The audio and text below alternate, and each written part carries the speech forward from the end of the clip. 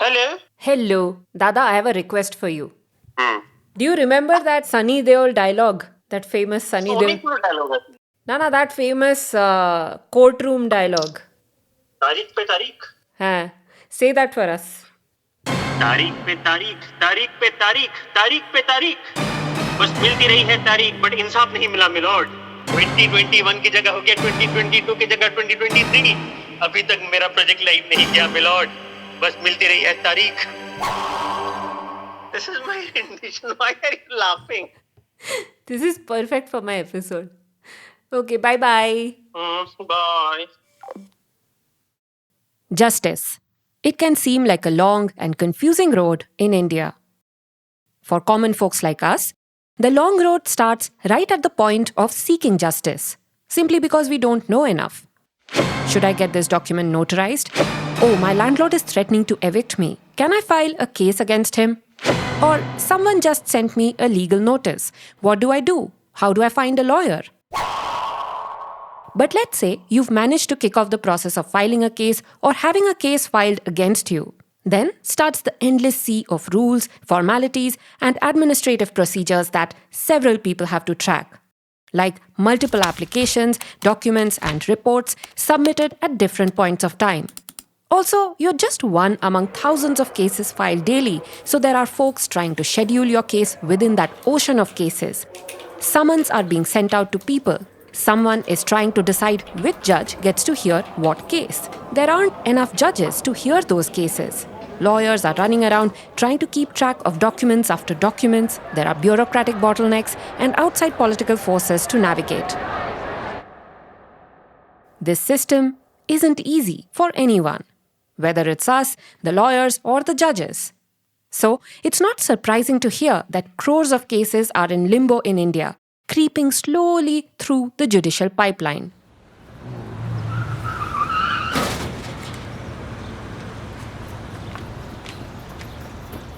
My husband got hit by a drunk driver more than 11 years ago. That case has not reached a conclusion yet. Of course, some of the delays are intentional and tactical, but a lot of it is also because the legal system is complex with lots of tiny moving parts, all run by humans. So, let's give us humans some support. Support from artificial intelligence. Good afternoon, Mr. Amer. The 9000 series is the most reliable computer ever made. Computer algorithms that can help lawyers, judges, and people like us navigate the Indian judiciary quickly and easily. What would this AI future look like?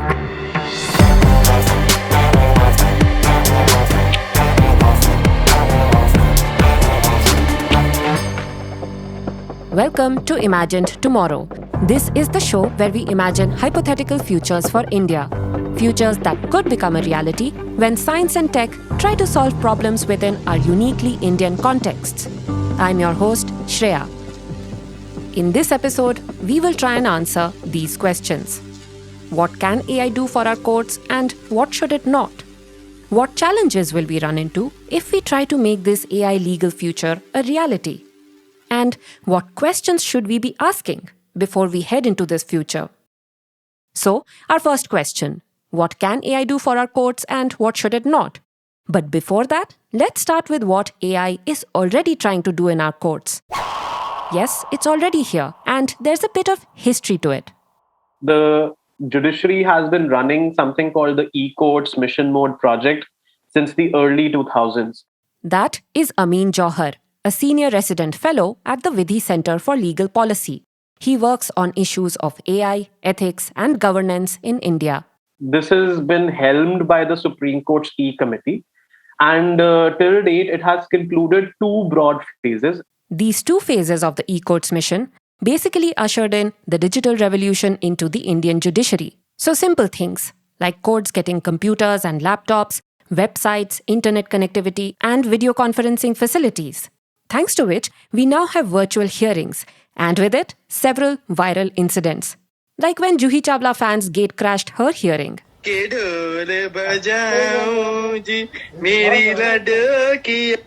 Mr. Rana, please identify and issue a contempt notice. But as the second phase of the e-courts mission was coming to an end, there was a new buzz. a buzz around more advanced tech, like AI. Particularly, I think this was during the tenure of Justice Gogoi, and when Justice Sharad Bobde, who later became the Chief Justice of India, he was about to assume his tenure as the CJI, but like a few months prior to that, under his guidance, the Supreme Court internally constituted an AI committee, which was tasked with examining how AI could be deployed within the judiciary. So, an AI committee came up, and then the first AI tool was announced. We welcome you all to the launch of 3 unique applications that can transform the way judicial organizations function for a better tomorrow. Let us begin with Suvas.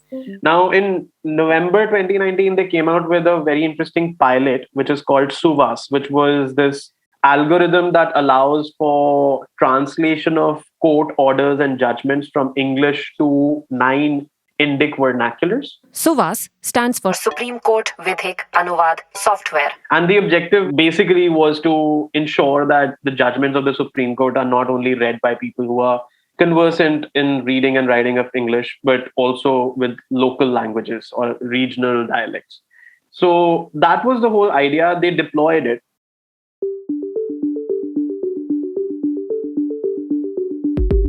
In theory, a translation AI tool is a good one to have. English is the main language of Indian High Courts and the Supreme Court. But most people in India don't speak English or are simply not comfortable in it. So having court orders and judgments only in English keeps millions of people from accessing justice. At the same time, translating all of these documents using human translators can take a really long time. So, in theory, an AI translation tool could speed up the process considerably. But even though Suvas came into the picture in 2019, translations don't seem to have magically increased. According to a report in the Supreme Court Observer, only 31 judgments were translated from English between March 2020 and October 2021. Well, let's put that aside for now. After Suvas, the Supreme Court AI Committee launched a second AI tool in April 2021. This is called Supace, which stands for Supreme Court Portal for Assistance in Courts Efficiency. The work of judges, especially in the Indian scenario, heavily centers around processing information. This was from the launch. And based on the few details shared at the time, Supace is meant to help judges process a ton of information from documents in minutes. Basically, it's meant to help overworked judges manage and keep track of cases. How does Supace work? Well, it's not very clear, but I'll use the example that was mentioned at the launch. Let's say a criminal case is being heard by a judge in a high court. To know what's going on in the case, the judge would normally have to go through lots of documents that have been submitted by each party. That can take many hours at least. But when using Supace, all the judge needs to do is ask questions to a chatbot, like what is the date of the FIR? What are the essential facts of the case? What evidence was presented? What were the contradictions in the evidence? What are the relevant laws that are applicable? Supace displays these results in seconds, which can make compiling details of a case super fast. It also lets the judges apparently see where it is fetching those results from, so the judges have some control over this information. So you see, AI is already showing up in bits and pieces inside our courts, and the AI committee has more plans for the future. But these plans are not clear at all. Which is why in 2021, Ameen and his colleagues published a report titled Responsible Artificial Intelligence for the Indian Justice System. The e-courts project has been an outcome of almost 2 decades of thinking and action. With AI, the conversation seems to be a bit like putting the cart before the horse. This has become a buzzword with a lack of clarity around it. And it feels that they've straight away gone into deploying pilots without actually putting a game plan in effect. What our paper to a certain extent was trying to put at least like a brief roadmap in action. Which was to my advantage, since this episode is trying to do exactly that. Imagine AI inside our courts. So, let's start. What can AI potentially do for our judiciary? I would preface this by saying that let's stick to the two broad objectives that the judiciary has voiced, which is that one, they want to improve access to justice, and second, probably, is this overall administrative efficiency. And a clear no go zone for them is that they don't want to replace human decision making with AI. Of course, we will discuss all three because we don't have a no-go zone in this podcast. But let's start with an example of how AI tools could, first, improve access to justice, which is basically helping people like you and I, the non-legal folks, figure out what to do, when to do, and how to do things. And sometimes that conundrum can be as basic as finding a lawyer. Even people who are educated, urban populations, people who are deemed as likely to be more amenable to the justice system, even for them, a basic task like finding a lawyer can be tedious. Especially with, like, in India, there's this rule which is part of the Advocates Act and mandates that basically lawyers can't advertise. So it is all the more restrictive and like sometimes problematic for an individual to literally even find a good lawyer. I have had this struggle of trying to find a decent lawyer. And it can feel as hard as trying to make a new friend in your 30s. But Ameen says algorithms can be designed that make this process simpler and faster. For example, there are these directories of lawyers that contain their details like phone numbers, addresses, email IDs, and so on. In addition to their addresses and their demographic details, you also give their areas of practice and maybe some of their track record is mentioned to see what is their win percentage or how successful they are in certain kinds of cases, all of which can be statistically determined. So with that information, like maybe this is a public service bot that is made available on the High Court's website or the District Court's website or legal aid website particularly.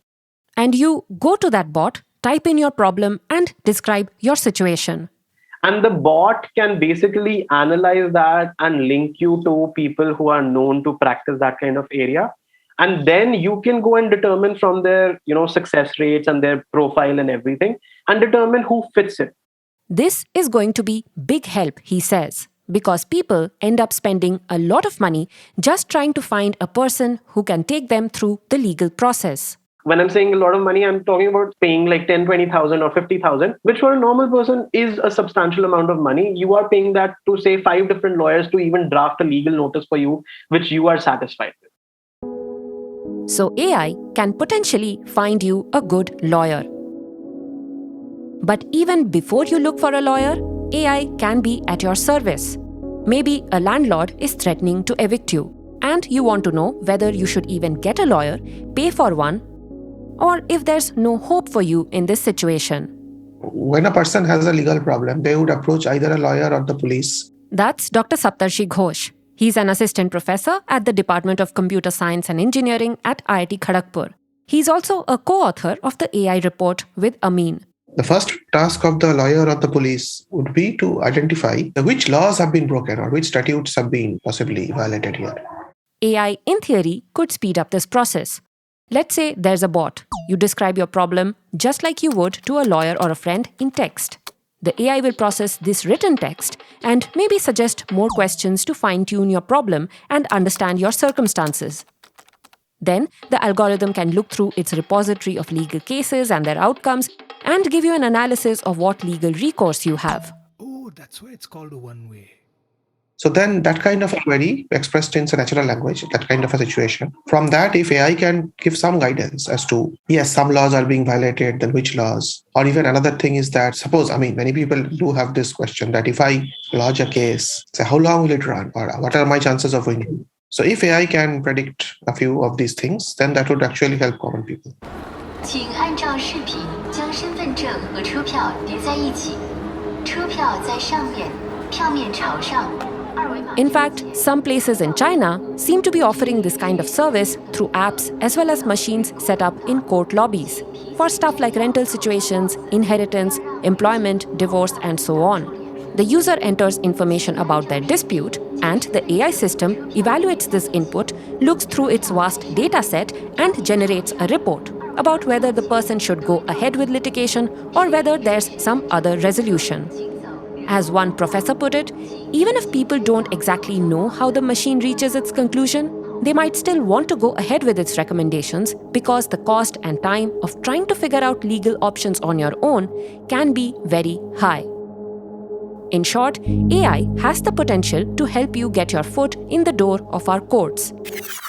और यही होता रहा है milord, तारीख पर तारीख, तारीख पर तारीख, तारीख पर तारीख, तारीख पर तारीख मिलती रही है. But what about the legal experts? Our lawyers, law clerks, and judges? For them, tech solutions like AI could automate a lot of their repetitive, mundane tasks. One is that using AI as an assistive technology. Let's say, for example, the legal documents are very long and quite complicated. So often a court case document may be 50, 60 pages or even more. Some Indian judgments have run for hundreds of pages. So even for a law expert, maybe to understand the whole document takes a lot of time. So like one common application on which many people, including us, we work on is that developing technologies to make it easier for law experts to comprehend such documents. So things like summarization. So no one would like to read a 50, 60 page document rather than a 2-page summary can be. If a good summary can be generated, then it would be helpful. Remember Supace, the AI tool that our Supreme Court AI committee launched in 2021? That is also kind of an assistive tool. It fetches what the judges want from long voluminous documents in seconds. So facts of the case, evidence presented, or what laws are applicable in a case. Now, in India, judges depend on different sources of laws to decide on a case.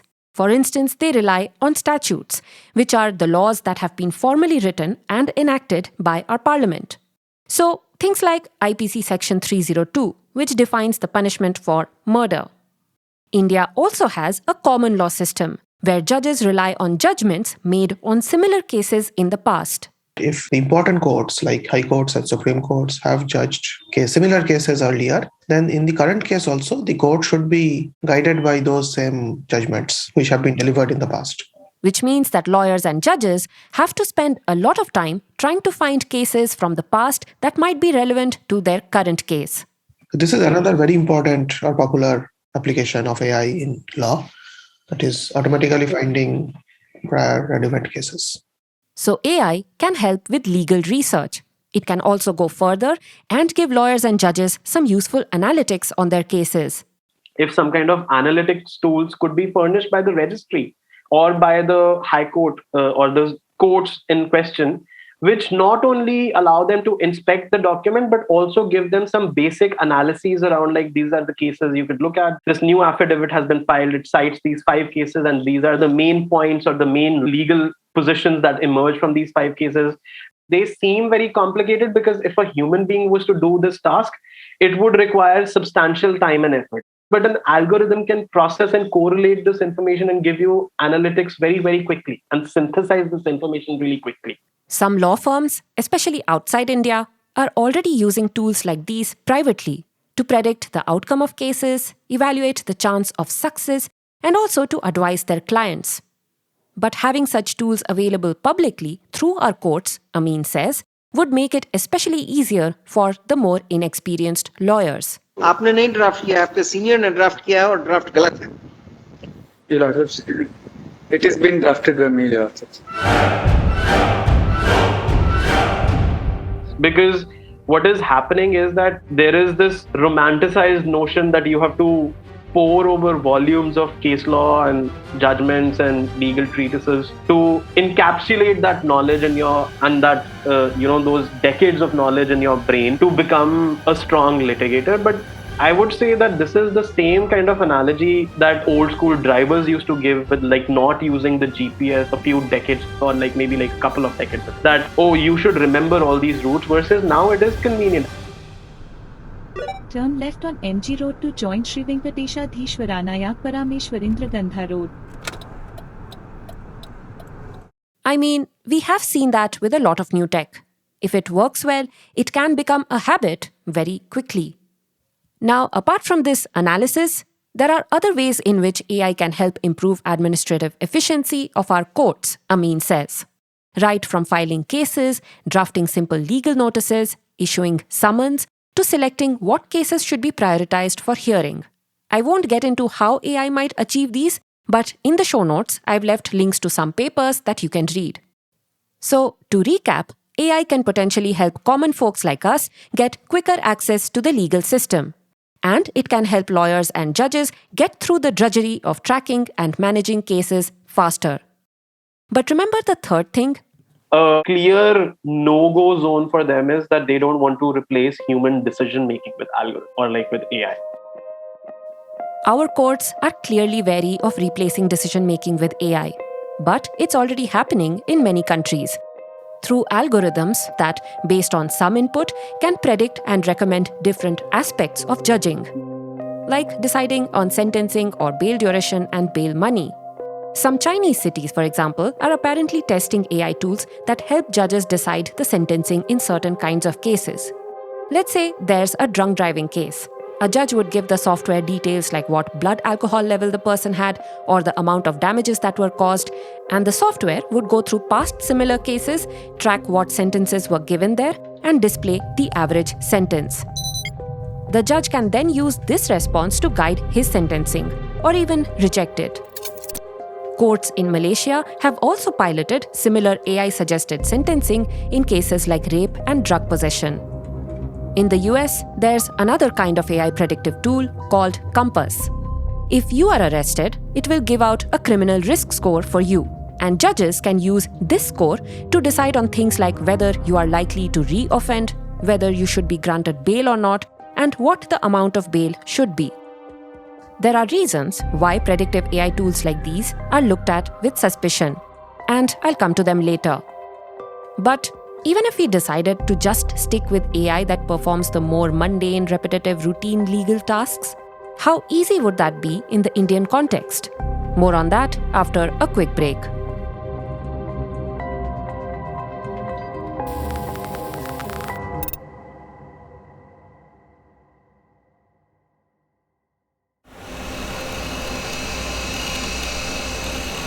To create AI models, researchers need data. Lots of it. Data that algorithms can use to learn structures and patterns from. In the case of Indian courts, it could be things like court judgments, legal agreements, petitions, and so on. But while India has been on this mission to digitize its courts, we have not been very good at making all this data available easily. In India, legal data is not very well maintained. So in the last few years, last 4 or 5 years, at least the Supreme Court and most of the High Court cases are digitally available, but many of the lower courts, etc., they are not easily available and so on. Even if we access the websites, they are hidden under lots of captchas and other things. Q4C. One feature of AI algorithms is they require a lot of data. Like even to get, say, a few hundred documents, we have to spend a lot of effort in going around captchas and other things. Dr. Saptarshi knows these challenges very well, because he's been trying to make some AI legal tools himself. One of those tools is rather simple, one that summarizes long legal documents. And during this project, he's found that data in the UK are more easily available than in India. But unfortunately, in India, there is no such resource, at least publicly. I mean, the legal search engines may have them, but they are proprietary.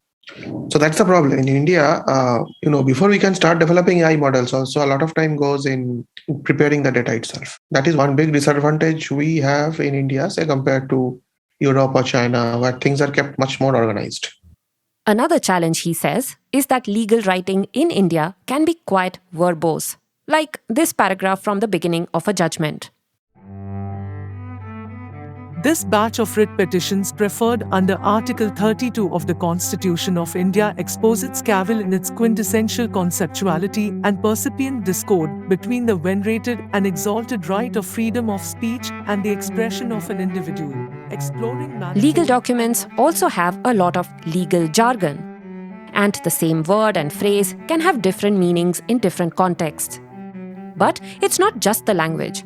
Our legal documents are also usually not written in a very structured and organized way. So imagine reading a book chapter where there are good paragraph headings, good section headings and so on, and another chapter where there are no headings at all. So it's just a 50-page document without any headings, without any subdivision. So it's clearly that if there are no headings or subdivisions, it would be even much more difficult to comprehend it. So unfortunately in India, legal case documents are written mostly in the second way, that is, without any headings or without any what we call semantic indications about what the document is and so on. Frankly, simply written, neatly organized legal documents would make it easier for all of us to read them. But in the context of AI specifically, clearer language and structure is important because it makes documents easier to annotate and tag. After all, you want AI to be able to go through long reports and quickly find the words, Cat. phrases, Go down, pot on fire. or sentences Each of the 4 legs of the cat was owned by one of the partners. that refer to the facts of a case, the evidence, or the precedents.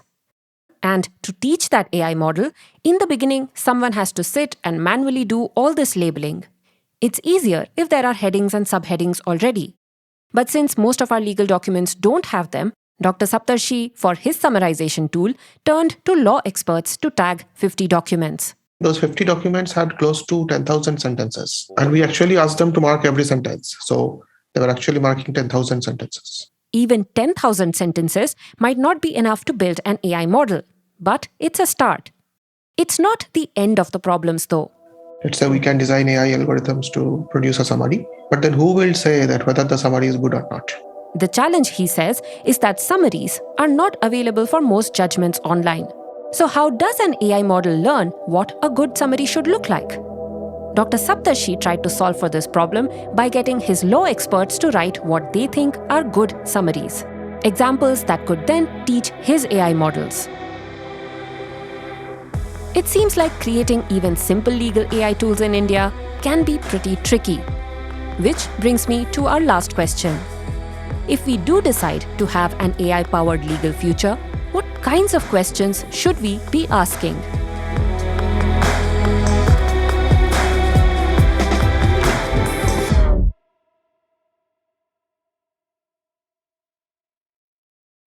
Welcome back. Let's start with this question. Can advanced tech like AI really solve the backlog in our courts? I think the very straightforward thing that it needs technology is case management. That's Gautam Bhatia, a constitutional lawyer and a science fiction writer and editor. If you haven't already, you should check out his books, The Wall and The Horizon.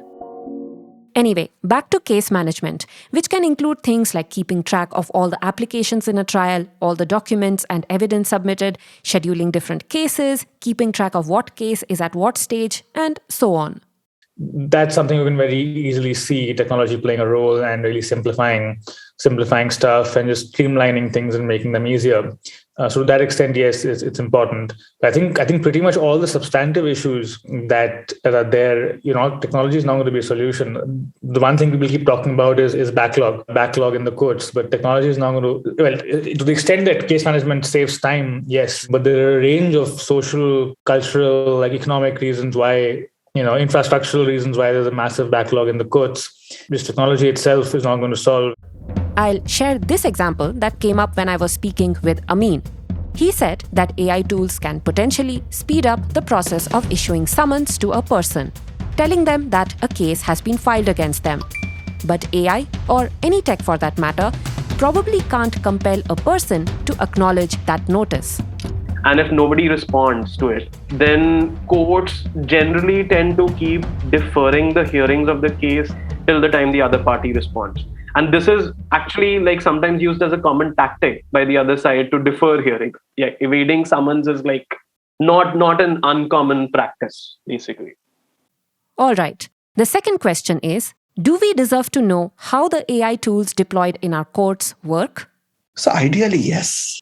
That's Dr. Saptarshi again. But then, all around us, there are these systems which we use every day without knowing what is going on inside. So I'm sure all of us shop on Amazon every day. But Amazon runs some algorithms, right? We don't know what those algorithms are. But are they fair or do they have some biases? But Amazon is a private company. Our judiciary is not. It is a pillar of democracy. So those questions of transparency, like who is building the algorithms for our courts and on what basis, perhaps become even more important. For example, in one study, researchers found that some judges in China are not all that impressed by their AI assistants. The results can often be quote-unquote useless, especially when the cases become slightly complicated. In another example, there are questions about how an AI tool in Colombia picks urgent cases for hearing. What terms is it relying on? And are some urgent cases not getting picked because some courts use terms that are different from the ones that are fed to the machine? Lack of transparency becomes an even bigger issue with predictive AI tools that can predict things like sentencing and bail duration. At least given the current problems in terms of accuracy, like I said, that 70-80% is considered as the gold standard in terms of attaining accuracy with an algorithm. So that being the case, there is likely to be a 20% chance, which is a huge number if you're talking about someone getting a wrong judgment. Remember Compass, the tool that's used in the US to decide on stuff like bail? There's been a lot of criticism that because algorithms behind Compass are trade secrets, people can't see how it's making its predictions, and that it's more likely to identify black people as high risk for criminal activity and more likely to reoffend than white folks, even when real-life data does not support that. I mean, the predictive tools have been shown to be disasters. I mean, in that because the quality of the output you get is dependent upon the input data you feed in. And the input data will always reflect the biases and prejudices of the people who are feeding in data. And then that will be compounded at the output level. It just compounds the racial, ethnic, like class, socioeconomic fault lines that already exist in society. So I think that would be a very bad idea. So predictive tools are clearly very problematic, and our courts have decided not to bring them in at the moment. But would it be surprising if India did introduce them into our courts sometime in the future?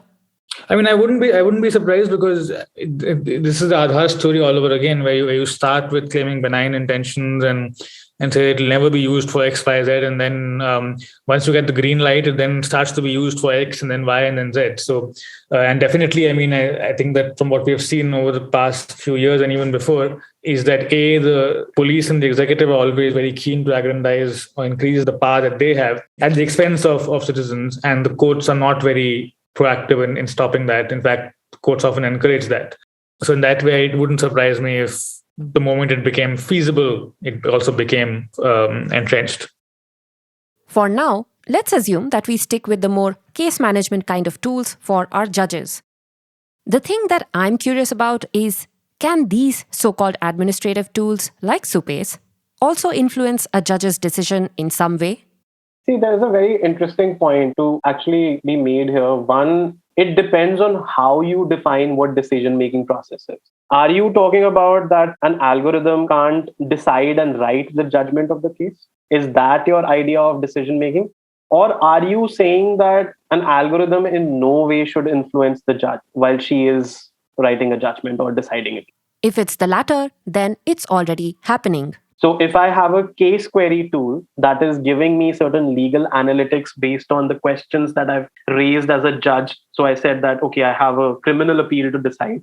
I want to know where the murder happened or where the criminal incident happened and what kind of governing case law is working on this, and give me like some analysis of that. Normally, he says it's the court clerks who do these tasks for a judge. Like they would prepare summaries for the court, for the judge to read and basically pour over. They would do a significant amount of the research, of course, complemented with the judge's own experience and their own understanding.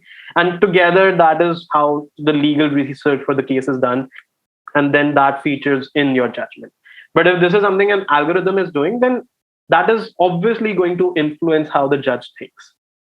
Now, at the testing stages or piloting stages, I can see any judge who's been judging for a while being good at rejecting AI suggestions if they disagree. But I wonder if things will change when these tools become more prevalent, more widely used. Can it become easier to trust a computer and blame the computer than rely on your instincts? Like, sometimes I blindly trust Google Maps. Turn left on MG Road to join Sri Venkatesha Parameshwarindra Tantha Road. Even when I can see that the road it is suggesting looks suspiciously narrow. Of course, blindly following anything or anybody is not a good idea. But there's one particular risk mentioned in Ameen's report that I found very interesting. Remember, we have a common law system where judges rely on past judgments or precedents to decide on their current cases?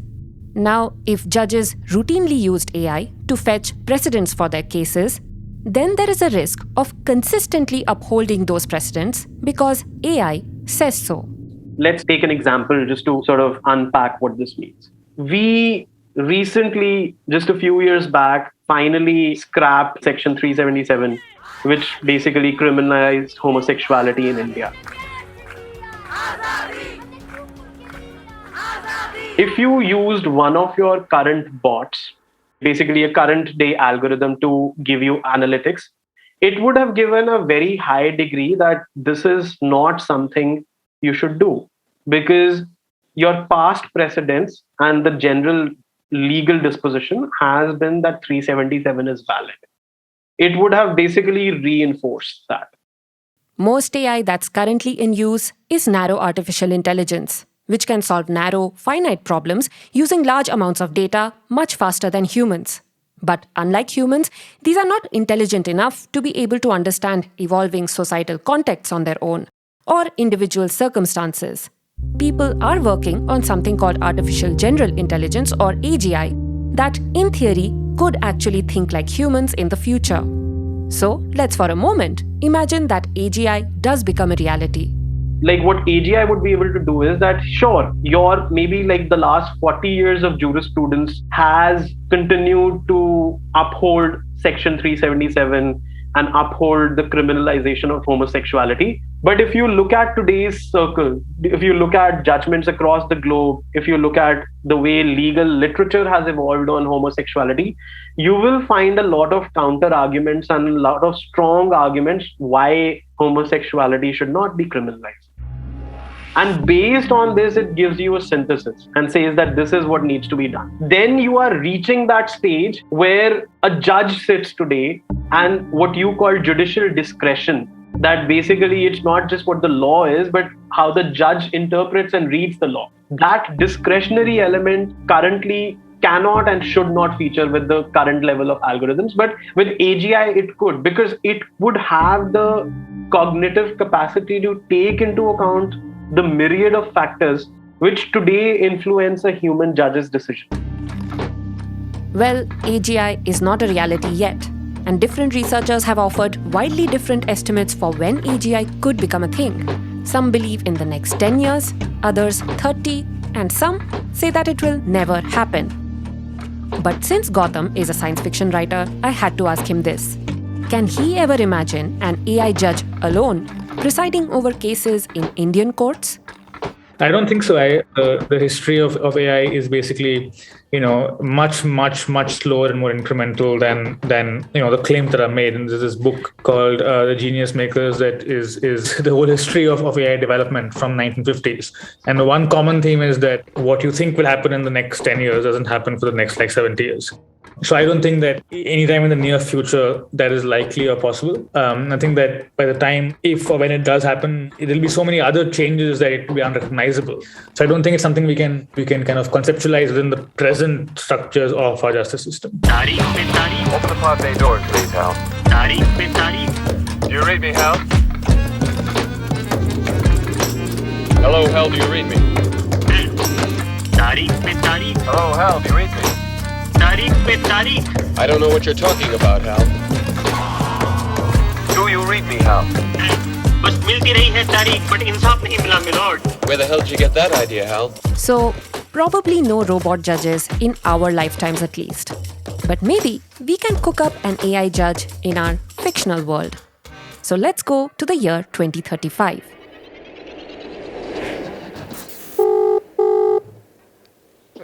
Hello, Mr. Sundar. I'm Rachna. I'm a journalist with...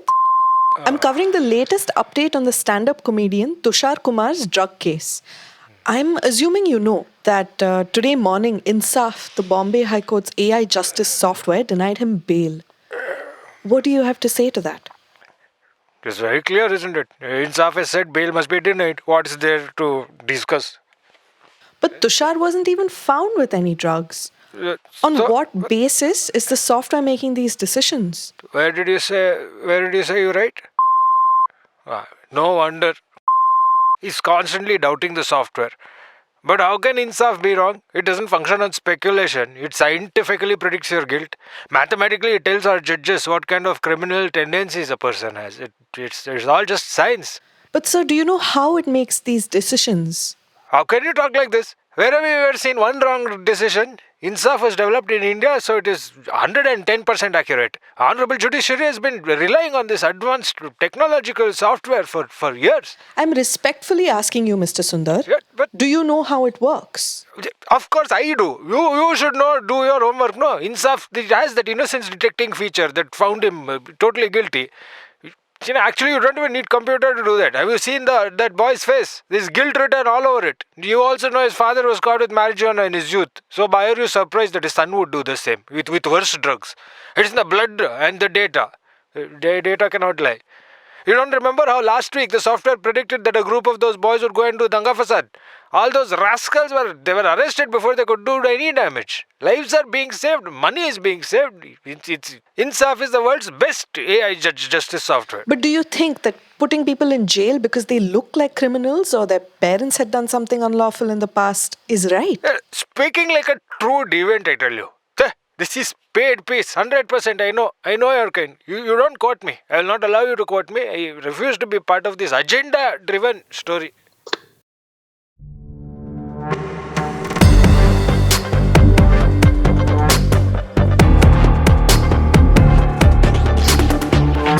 Imagined Tomorrow is created and hosted by me, Shreya Das Gupta.